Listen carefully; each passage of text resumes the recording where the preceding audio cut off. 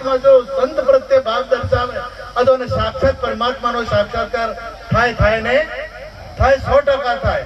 મહારાજે મને આમ તો 3 વખત આમંત્રણ આપ્યું, પણ આ ત્રીજી વખત મેળ આવ્યો એટલે આજે હું પણ ધન્ય ભાગી બન્યો કે આટલા સંતોના દર્શન થયા.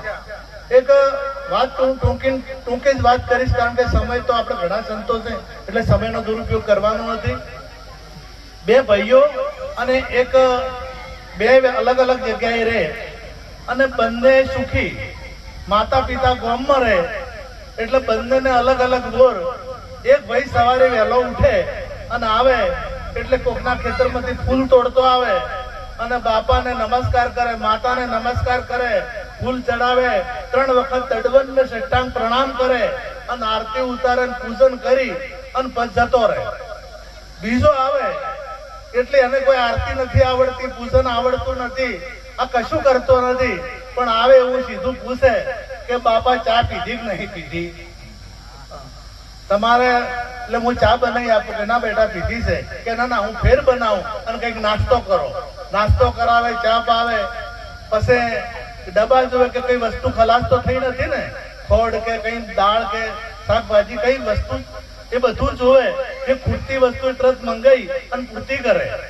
પછી પૈસા થોડા ઘણા આપે કે રાખો, તમારે ક્યાંક જવું હશે તો કામ આવશે. પૈસા આપે અને પછી પૂછે કે આ કપડા કાઢી દો, ટીનિયન મમ્મી ધોઈ દેશે, કપડા કાઢીને લઈ જાય. હવે પેલો પૂજા કરે છે અને આ કરે, તમને હારો કયો લાગે? હા, અંતર જગતનો જીવાત્મા શું કરે છે?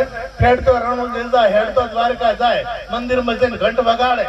આ બધા લુખું કે હાજુ જે કરવાનું છે એ કરે તો મેળ પડી જાય. જે કરવાનું છે એ કરે અને એક આ જે કરવાનું છે આમ હાચી પૂજા એ રહી કે તો આ જે ફરી રહ્યા છે તમે 3 વખત લોબા પડી સટ્ટોમ પ્રણામ કરો, પરંતુ સંત કહે છે એ સંત વાત આપણા જીવનમાં ના ઉતરે તો કોઈ દાડો મેળ પડે એવો નથી. એટલે સંતની વાત જીવનમાં ઉતારવી એ મહત્વની વાત છે અને આ ઉતારેલે જ બધા બેઠા છે અહીંયા, જેને આ સંતની વાત જીવનમાં ઉતારી છે અને એમને સાચા મોન્યા છે. તેમ પેલા ભાઈએ માતા પિતાને સાચા મોન્યા તો એમની સેવા કરી, ખાલી ટંકોરીઓ નહીં વગાડી મંદિરમાં છે. અને જગતનો જીવાત્મા વર્ષોથી ટંકોરીઓ વગાડતો આવડે છે, ઘંટ વગાડતો આવડે છે, નગારા વગાડતો આવે છે, પણ મેળ પડતો નથી. અને એક વખત એના પાસે આવી અને તમે નમી જુઓ અને એક એમ કરી જુઓ, તમને 100% સાક્ષાત્કાર